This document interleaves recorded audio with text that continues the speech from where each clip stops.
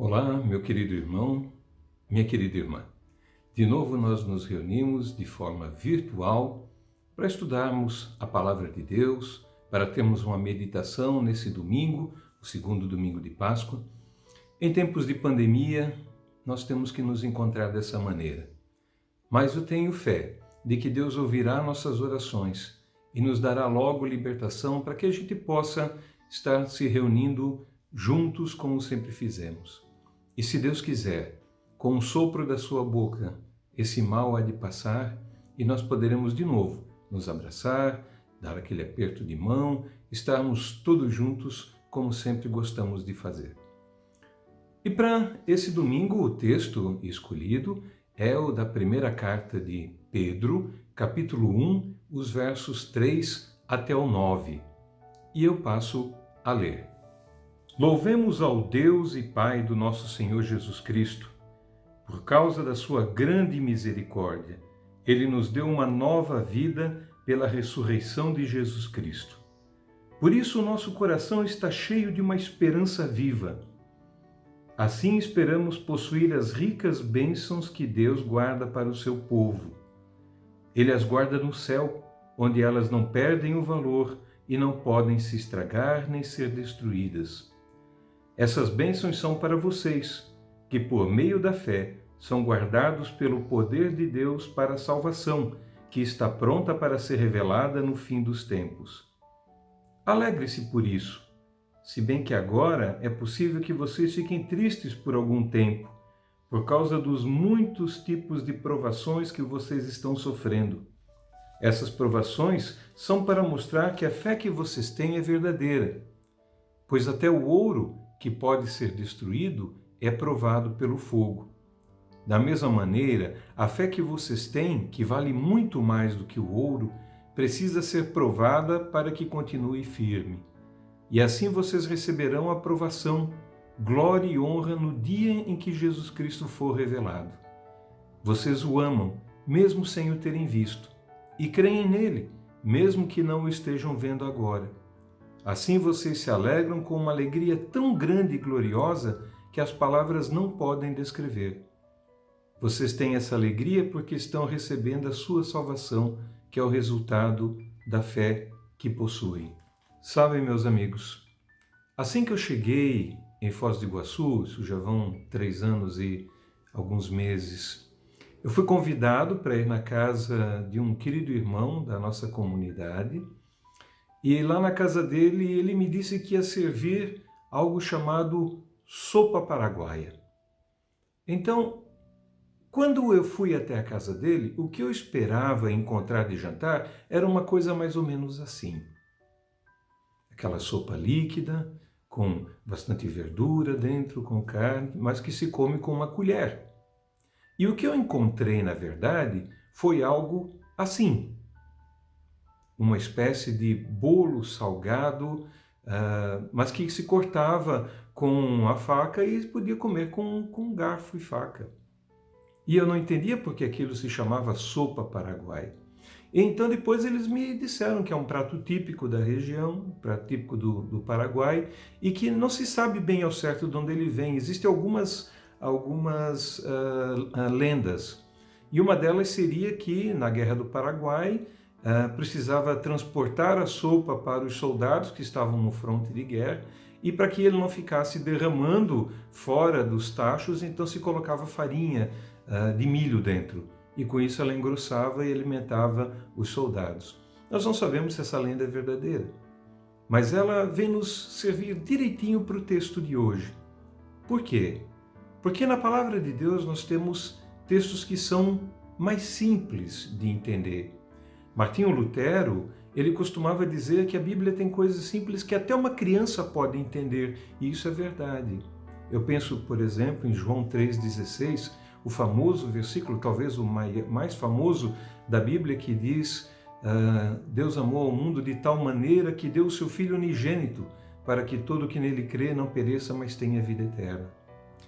Mas também a Bíblia tem assuntos que são mais difíceis, assuntos que exigem um estudo maior, O apóstolo Paulo compara isso com o leite que uma criança toma, ele é ralinho, ele é fraco, e o alimento que um adulto come, que é uma comida forte. Esse texto que nós lemos da primeira carta de Pedro, ele está muito mais para a sopa paraguaia do que para a sopa brasileira. Ele é um texto que fala muitas coisas em poucas palavras, que usa palavras com significados muito fortes. E por isso nós queremos gastar um pouquinho de tempo estudando a fundo o que o apóstolo está querendo dizer. Em primeiro lugar, nós temos que saber que a comunidade para a qual o apóstolo Pedro está escrevendo é uma comunidade que está sofrendo perseguição. É muito provável que isso tenha sido um pouco antes da destruição de Jerusalém, pelo ano 60, 63, e havia uma forte perseguição do imperador romano naquele tempo. Então os cristãos estavam sendo levados aos tribunais, os cristãos estavam sendo arrastados à prisão, estavam sendo mortos, seus bens estavam sendo tomados. A situação não era boa. E o apóstolo Pedro escreve para esses irmãos queridos, para lhes dar um alento e para lhes motivar a permanecer firme na fé. E ele vai apontar, em primeiro lugar, para a nova vida que Cristo dá a cada crente pela sua ressurreição. Sim, é a partir da ressurreição de Cristo que começa a nova vida para aquele que nele crê. E essa nova vida, ela é experimentada aqui, agora, do jeito que nós vivemos. Porque a nova vida do cristão é uma vida de mudança total de valores. Se antes ele vivia para si mesmo, com os seus próprios conceitos, com a sua própria vontade, agora essa vontade ela está serva, ela está escrava do seu Senhor. Ele quer aprender o que a Bíblia tem a falar sobre o que ele deve considerar bom, o que ele deve considerar ruim, o que ele deve fazer, o que ele não deve fazer, aquilo que Deus aprova, o que Deus não aprova. E naturalmente, por causa do Espírito Santo que vive nele, ele procura então agradar ao seu Senhor. Ele procura uma vida nova. E o apóstolo Pedro vai dizer que essa vida nova, a partir da ressurreição, cria uma esperança viva no coração do cristão. E eu fiquei me perguntando, por que ele usou essas duas palavras? Esperança viva. Não apenas uma esperança, mas uma esperança viva. E me ocorreu que tem esperanças que são frágeis, que são fracas, que não mudam a vida de ninguém. Eu fico pensando naquele senhor, naquela senhora que todo final de semana aposta, por exemplo, na loteria. É uma esperança frágil aquela de ganhar, de ser milionário. A chance de ficar alguns reais mais pobre é muito maior do que ficar milionário. Mas é uma esperança frágil. A esperança em Cristo não. Ela é uma esperança viva e forte, porque ela vem por meio de uma outra palavra que o apóstolo Pedro está usando aqui. Ela vem da fé. E a fé não é algo que nós desenvolvemos em nós mesmos. A fé em Cristo é algo que é implantado em nosso coração pelo Espírito Santo. É Ele que nos dá essa fé, que faz com que a gente acredite que o Senhor Jesus ensinou, que Ele morreu, que Ele ressuscitou e que vai voltar. É Ele que leva o nosso coração a amar Jesus. Essa fé, que é o ponto central do que o apóstolo Pedro está falando, no entanto, ela é uma fé que precisa ser provada. Toda fé, ela é provada por Deus, no sentido de que ela tem que ser uma fé resistente. Ela tem que resistir aos bons tempos, onde tudo está muito bem e parece que então ter fé seja uma coisa que nem faz mais muito sentido, a gente se desacostuma, rapidamente a gente se acostuma com as bênçãos de Deus e esquece as dificuldades que podem surgir. Existe também aquela fé que precisa ser tratada pelo sofrimento, porque no sofrimento nós também podemos negar a Deus. E eu posso pensar, a minha fé ela está sofrendo tanto, então do que vale, afinal de contas, agradar a Deus e ter uma vida junto com Ele? Ou aquela pergunta, do que adianta ser filho de Deus, se afinal de contas Deus trata seu filho com sofrimento? E aqui não só entra o sofrimento que os cristãos estavam sofrendo lá na Ásia Menor, mas também os nossos sofrimentos. Os nossos sofrimentos com a doença, os nossos sofrimentos com a falta de dinheiro, os nossos sofrimentos com desentendimentos na família, as perseguições que a gente sofre por causa da nossa fé, seja no trabalho, seja no âmbito familiar, os amigos que a gente perde porque nós nos tornamos cristãos, Deus nos chamou para a fé. Tudo isso são os sofrimentos. E assim, a nossa fé, ela é purificada, ela é passada pelo fogo, diz o apóstolo Pedro. Ou seja, ela, assim como também o fogo tem que passar, o ouro tem que passar pelo fogo muito forte para que seja purificado, livre das impurezas que tem ali, também a nossa fé, ela tem que ser testada. Sim, e Deus vai nos deixar ser testados, porque a visão de Deus, ela transcende a nossa vida aqui. A fé não é só para esta vida, para esse mundo, mas é também para aquilo que Deus tem preparado no mundo que há de vir, no novo céu e nova terra.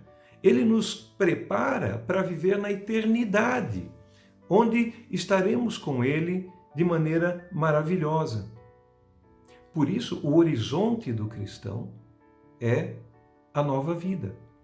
Ele começa essa nova vida aqui, mas ele já está em treinamento, ele já está pelo deserto, ele já está caminhando para essa nova vida que Deus tem para nós.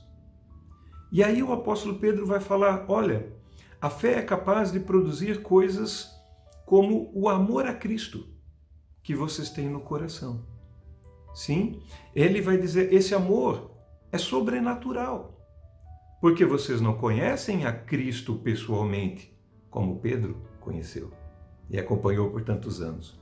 Vocês não veem ele não está visivelmente com vocês, ainda assim, vocês o amam, a ponto de até sofrer a perseguição, a ponto de até dar a própria vida por amor a Cristo, alguém que só conhecem por meio do Espírito Santo. Isso é o que a fé faz na nossa vida. É essa sobrenaturalidade, essa coisa fantástica que a fé faz. E por isso ele diz, essa é a salvação que vocês têm. A salvação, ela é uma salvação que será nos últimos dias, no julgamento. Mas também é uma salvação que começa aqui e que pode ser vivida e experimentada aqui entre nós. Meu irmão, minha irmã, eu preciso perguntar para você, como é que está a sua fé? Será que você está sob ataque agora? Quem sabe por causa dessa onda do coronavírus? Será que você se pergunta onde está Deus que não nos livra disso? Sabe-se lá se você tem algum amigo, algum parente que está sofrendo agora no hospital, lutando por isso? Onde está Deus? Por que eu simplesmente não perco a fé quando as coisas ruins vêm?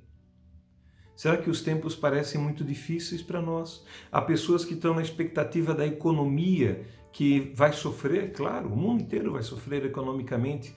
É bem provável que nós fiquemos mais pobres daqui para frente. Que as coisas fiquem difíceis, pessoas já perderam o seu emprego. Onde está Deus no meio dessa coisa toda? Será que vale a pena continuar crendo em Deus? São perguntas que são legítimas de se fazer. Mas é interessante. Aquele a quem Deus concedeu uma fé verdadeira, ele continua crendo, mesmo que lhe pareça difícil. E mais do que isso, apesar daquilo que lhe acontece ao redor, ele encontra ainda alegria de viver. Sim, o cristão é alguém alegre por natureza, porque ele está a caminho do céu. Tem uma palavra do apóstolo Paulo que diz, se vivemos para Deus vivemos. Se morrermos para Deus morrermos. Quer, pois, vivamos ou morremos, somos do Senhor. É verdade, os maus nos afligem, nós temos medo. Sim, nós temos medo. Não é nenhum problema e não é proibido se ter medo. Mas a fé nos faz olhar para Cristo, de onde vem o nosso socorro. E aí nós podemos, até mesmo em meio a essas dores, até mesmo em meio às perseguições que o mundo faz aos cristãos, sorrir com alegria. Portanto, aqueles que nos perguntam onde está o nosso Deus, nós podemos responder: Ele está perto, Ele está conosco, Ele já está aqui, Ele vem para nos salvar.